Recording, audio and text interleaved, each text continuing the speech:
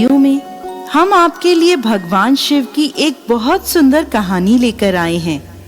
प्राचीन काल में किसी नगर में एक ब्राह्मण रहता था। ब्राह्मण के वासुदेव नाम का पुत्र था, जो बुरी संगत में फंसकर पाप करने लगा था। असत्य बोलता, मदिरा पान करता, चोरी करता, लोगों को लूटता, ये सब पाप वो करता था।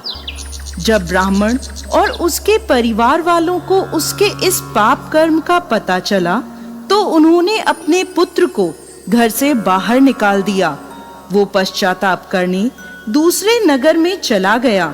अपना पेट भरने के लिए भीख मांगने लगा, लेकिन जो पाप कर्म उसने किए थे, उसके फलस्वरूप उसके कोढ़ निकल आया।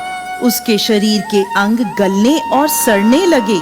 वो अत्यंत दुखी रहने लगा और नदी किनारे एक वृक्ष के नीचे अपनी कुटिया बनाकर उसमें रहने लगा। उसकी इस दशा पर तरस खाकर दया कर लोग उसे वहीं कुटिया में कुछ भिक्षा दे जाते। कोई खाने को दे जाता तो कोई पहनने को वस्त्र आदि दे जाया करता था, जिससे उसका गुजारा होने लगा। वो हर रोज नदी से जल भरकर लाता और कुटिया के पास मिट्टी में दबी एक शिला पर रख देता। ऐसा करते समय कुछ जल उसके मटके से उस शिला पर गिर जाया करता था। ऐसा उसके साथ हर रोज होता। एक बार जब वो नदी से जल भरकर लाया और शिला पर रखा, तभी उसके प्राण निकल गए। उसी समय यमदूत उसे ले जाने लगे। तभी आकाश से एक सुंदर विमान उतरा और उसमें से शिव दूत आए और यमदूतों से बोले, आप लोग इसे नहीं ले जा सकते। ये नरक का नहीं बल्कि शिवलोक का अधिकारी है।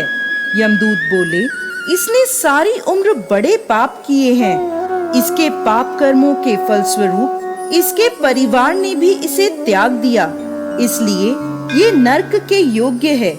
ये सुनकर शिवदूत बोले, इसने भगवान शिव को जल अर्पित किया है। ये जो वृक्ष के नीचे दबी शिला है, ये साधारण शिला नहीं बल्कि शिवलिंग है, जो कि काफी समय से यहाँ विराजमान है। ये कोई नहीं जानता। इस ब्राह्मण ने अनजाने में ही सही पूरे महीने महादेव को जल चढ़ाया है, इसलिए ये यमलोक का नहीं बल्कि शिवलोक का अधिकारी बन गया है। ऐसा कहकर शिवदूत उसे विमान में बैठाकर शिवलोक ले गए। इस प्रकार दोस्तों, जो व्यक्ति महादेव को जल अर्पित करता है, भोलेनाथ के मंत्र ओम नमः शिवाय का जाप करता है, इस कथा को सुनता है और सुनाता है, वो शिवलोक को प्राप्त करता है। तो दोस्तों, कैसी लगी आपको आज की हमारी भगवान महादेव की ये कहानी?